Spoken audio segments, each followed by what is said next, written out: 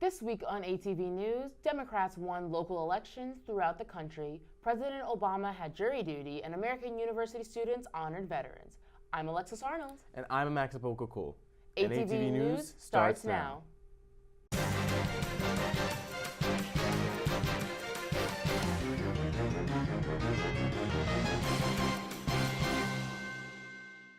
White House Chief of Staff John Kelly allegedly pressured Homeland Security Secretary Elaine Duke to end legal protection for thousands of Honduran immigrants living in the U.S. According to the Washington Post, Duke reported receiving multiple calls from Kelly on the issue. She said the pressure made her feel so distraught and disappointed that she considered leaving the department. A Trump administration official denied her claims. Temporary protected status, or TPS, is an immigration status granted to those whose countries are experiencing dire conditions, like natural disaster or war. It has allowed over 82,000 Hondurans to legally stay and work in the U.S. Top officials have not reached a decision, so protection has been extended for 6 months. Twitter attempted to fix their famous blue check verification system this week, but ended up shutting down the system altogether. Many people claim that the system gives false verifications, so Twitter announced on Thursday that it's, quote, pausing all general verifications because of confusion with the verification system.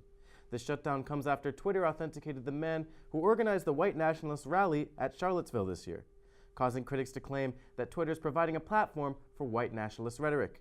Twitter CEO Jack Dorsey said in a tweet, quote, verification was meant to authenticate identity and voice, but is interpreted as an endorsement or indicator or importance. We recognize that we have cheated and created this confusion and need to resolve it. Let's turn to Christopher Devine for your business report. Thanks, Max. I'm Christopher Devine with your business report.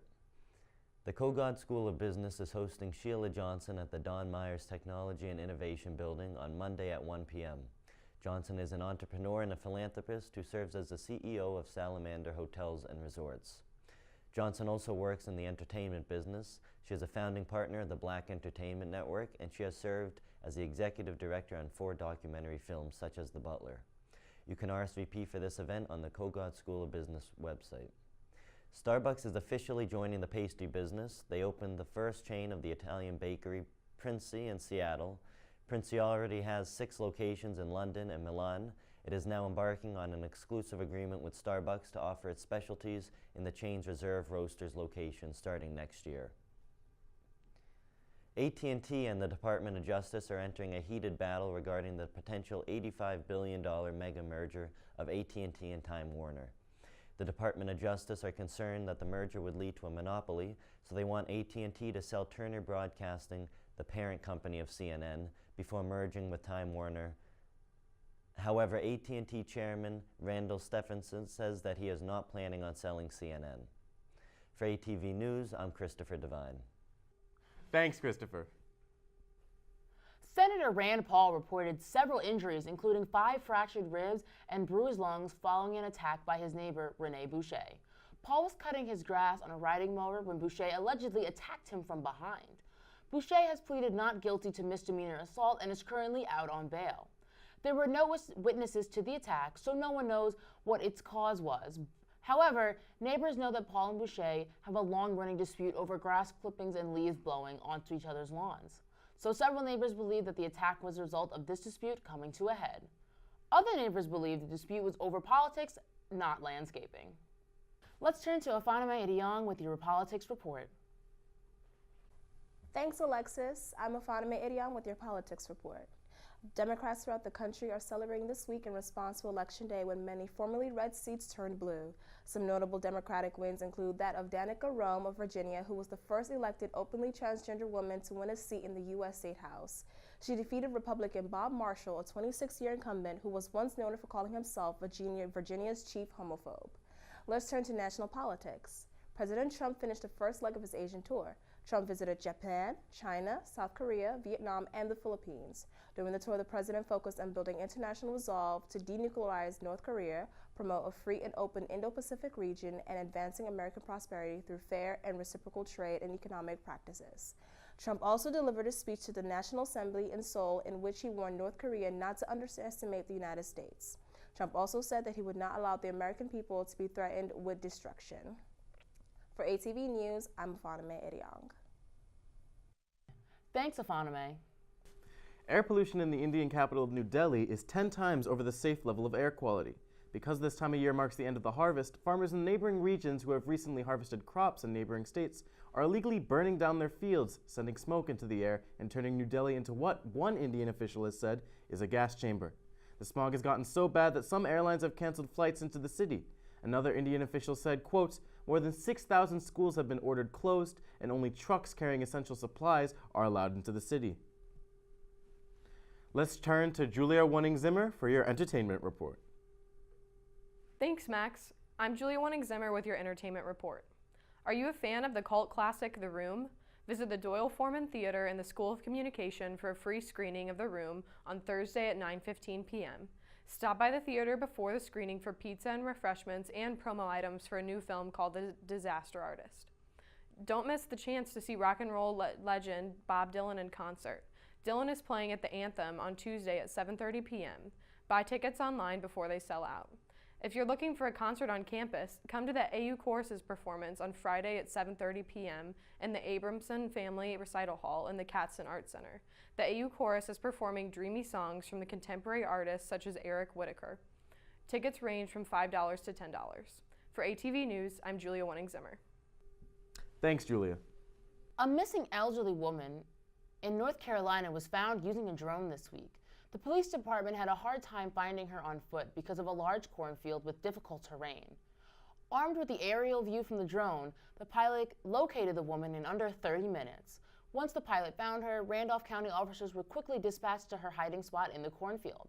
The lost woman was then returned to her family safe and sound. After 5 separate allegations of sexual assault against him, comedian Louis C.K. has released an apology claiming that, quote, these stories are true. Critics are saying that the apology was not sincere enough. One Twitter user said that the apology, quote, could have been released any time in the last 5 years. Let's turn to Veronica Robertson for our science report. Thanks, Max. I'm Veronica Robertson with your science report. Scientists in Germany successfully grew genetically modified skin to cover most of the body of a 7-year-old Syrian boy with a rare degenerative skin disorder. Their success marks a breakthrough in the slowly developing field of regenerative medicine. The scientists took a sample of the patient's healthy skin cells and then modified them by using a virus to deliver a healthy version of the boy's affected gene into the nuclei. Let's move from Germany to the United Kingdom. Scientists at the University of Cambridge identified a chemical that they believe allows for the suppression of unwanted thoughts or memories in the prefrontal cortex, or the memory region of the brain. This neurotransmitter, called GABA, allows messages to pass between the nerve cells, and scientists think that with high concentrations within the hippocampus predict the ability to block the retrieval process and prevent thoughts and memories from being recalled. This new discovery is helping scientists understand why people who suffer from disorders such as anxiety, depression, and post-traumatic stress disorder and schizophrenia experience intrusive thoughts and persistent thoughts when these GABA circuits go awry. The American University Center for Innovation, in conjunction with the AU Entrepreneurship Club, is holding Startup Day this Wednesday. Startup Day is a showcase of student startup ventures from genomics to drones. The event is taking place in the Mary Graydon Center from 11 a.m. to 2 p.m. Come support AU entrepreneurs. For ATV News, I'm Veronica Robertson. Thanks, Veronica.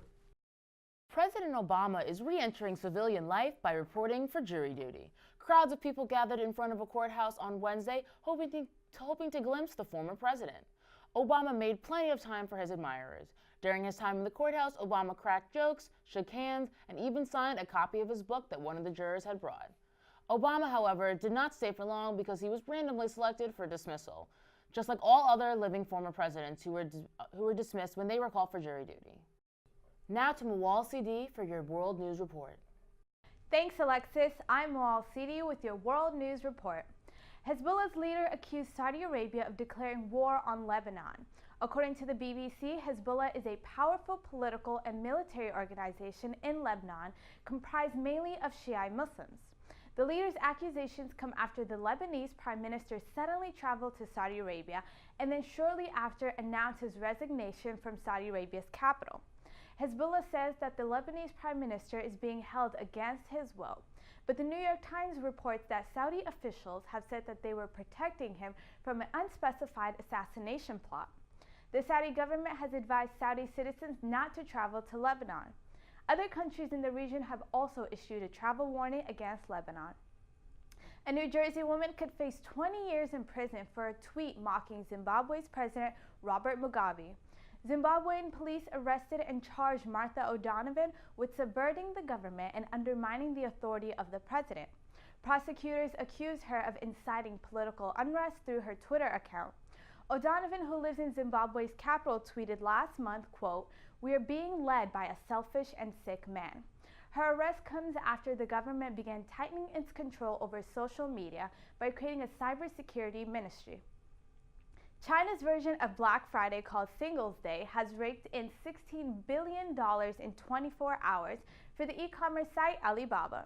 The annual celebration for single people has turned into the world's biggest shopping spree. The sales from Singles' Day alone exceeded the combined sales for Black Friday and Cyber Monday. Alibaba is expected to deliver an estimated 1.5 billion packages over the next 6 days. For ATV News, I'm Moal Sidi. Thanks, Mawal. Now let's turn to Grace Rodgers with your lifestyle report. Thanks, Max. I'm Grace Rodgers with your lifestyle report. American University hosted the second annual Veterans Day ceremony last week in honor of Veterans Day. The ceremony featured a presentation of colors by the Reserve Officer Training Corps, sponsored by the American University Veterans Association, the Veterans Liaison Network, the Veterans Alumni Network, the AU Staff Council, and the K Spiritual of Life Center. Students, faculty, and staff members gathered Friday morning on the quad to hear remarks from AU community members and to recognize graduating students, veterans. The event is one of several AU ceremonies honoring Veterans Day. The AU Washington College of Law is honoring veterans this Tuesday during a Veterans Day flag dedication and reception. American University School of International Service hosted Confronting Cross-Cultural Challenges in International Development last Tuesday as part of the SIS Exploring Identities series. The program allowed students to discuss key strategies and tools for successful cross-cultural interactions on campus and abroad. Practitioners from organizations such as the Peace Corps and Interactive Diversity Solutions shared their thoughts on navigating the challenges that intersect cultural and diversity development. The Delta Phi Epsilon Professional Foreign Service Fraternity and the School of International Service Undergraduate Council hosted the Future of U.S.-Cuban Relations panel on the discussion on Monday. The panel featured distinguished speakers including Margaret Jimenez, Philippe Brenner, and Marifeli Perez Stable. The discussion focused on current political climate and predictions for future U.S. and Cuban relations as both states address the recent sonic attacks on American diplomats. For ATV News, I'm Grace Rodgers. Thanks, Grace. And thank you for joining us this week. For ATV News, I'm Alexis Arnold. And I'm Max Aboko-Colo. Please like us on Facebook and follow us on Twitter. See you next week.